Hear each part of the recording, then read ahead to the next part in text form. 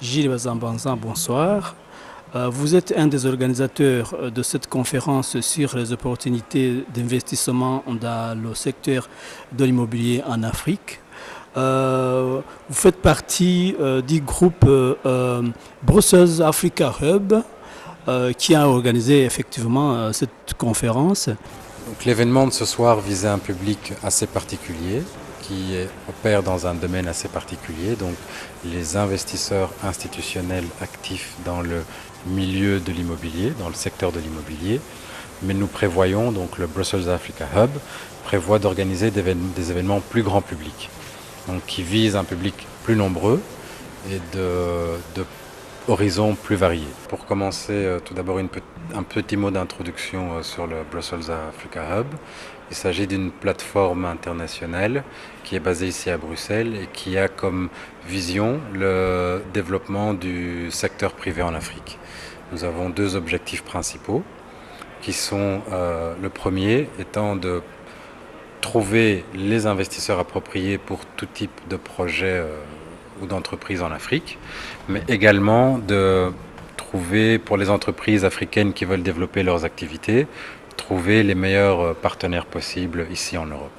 Donc ce sont les deux axes sur lesquels nous agissons. Et voilà, nous sommes une équipe d'entrepreneurs qui travaillons sur des projets en Afrique et qui sommes basés ici à Bruxelles. Et nous sommes une équipe aussi panafricaine. Donc nous avons dans les membres fondateurs des gens qui habitent ici mais qui viennent de pays africains différents. Donc l'équipe est composée de profils assez variés. Donc nous avons des gens qui travaillent dans le milieu bancaire, dans le milieu des technologies de l'information, mais également dans le milieu juridique, donc des cabinets d'affaires, et aussi d'horizons différents de plusieurs pays d'Afrique. Nous avons des gens qui sont d'origine congolaise, donc République démocratique du Congo, Guinée-Conakry, Rwanda évidemment, et aussi des Belges d'origine. Donc ça c'est pour l'équipe. Alors dans ce cadre général qui est le développement du secteur privé en Afrique, ce soir nous organisions notre première conférence dédiée aux opportunités d'investissement dans le secteur de l'immobilier, comme vous l'avez mentionné. Et donc il s'agissait pour nous de faire venir des experts du secteur africains, de les faire venir ici à Bruxelles pour rencontrer les investisseurs européens. Donc nous avions sur le podium, nous avions des promoteurs immobiliers. Donc ce soir, le panel était composé d'intervenants de différents types. Il y avait 3 gestionnaires de fonds, une entreprise de construction et un promoteur immobilier. Donc l'entreprise de construction est basée en Afrique du Sud. Les gestionnaires de fonds, il y en avait 3. Donc il y avait un fonds basé également en Afrique du Sud qui est dédié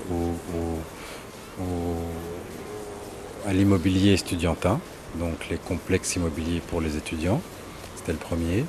Le deuxième, il est basé en Angola et en Angleterre, qui est plus spécifiquement dédié aux centres commerciaux.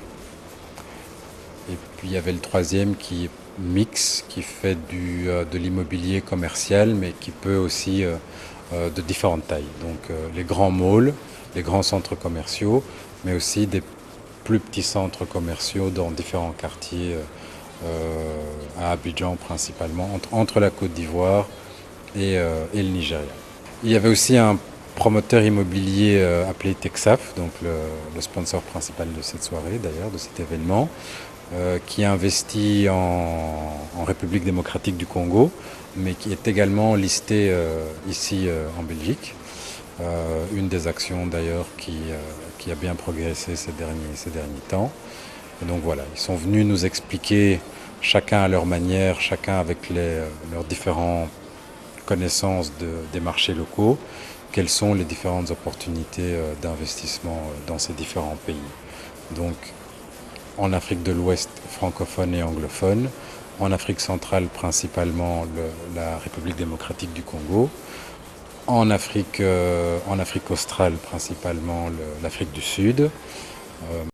Voilà, donc tous ces différents profils ont pu donner un aperçu plus réaliste, plus concret de ce que l'on peut faire comme investissement et des types de revenus auxquels on peut s'attendre quand on investit en Afrique. Et ça pour notre hub, donc le Brussels Africa Hub, c'est très important parce que un de nos objectifs est aussi de changer la perception que les investisseurs occidentaux ont de l'Afrique. Donc il s'agissait de bien faire comprendre aux gens que l'Afrique n'est pas un pays, mais un continent, avec 54 pays différents, des sous-régions, avec leurs spécificités, leurs avantages, leurs risques également. Et par ailleurs, qu'en diversifiant son investissement, on peut bénéficier de profitabilité très intéressantes. Un des organisateurs de cet événement, est-ce que pour votre pays d'origine, le Rwanda, vous avez des projets? En tant que membre du Brussels Africa Hub, je suis fier de pouvoir participer à ma petite échelle au développement du continent, de l'Afrique. Et en tant que membre de la diaspora rwandaise, évidemment les projets qui sont liés au Rwanda me tiennent particulièrement à cœur. D'autant plus que ce pays a connu un développement exemplaire durant ces 20 dernières années ou un peu plus. Et donc pouvoir me dire que je peux d'une certaine manière ajouter ma petite pierre à l'édifice, pouvoir embellir ce bijou qui est en train de se dévoiler au monde entier, ça me rend particulièrement fier.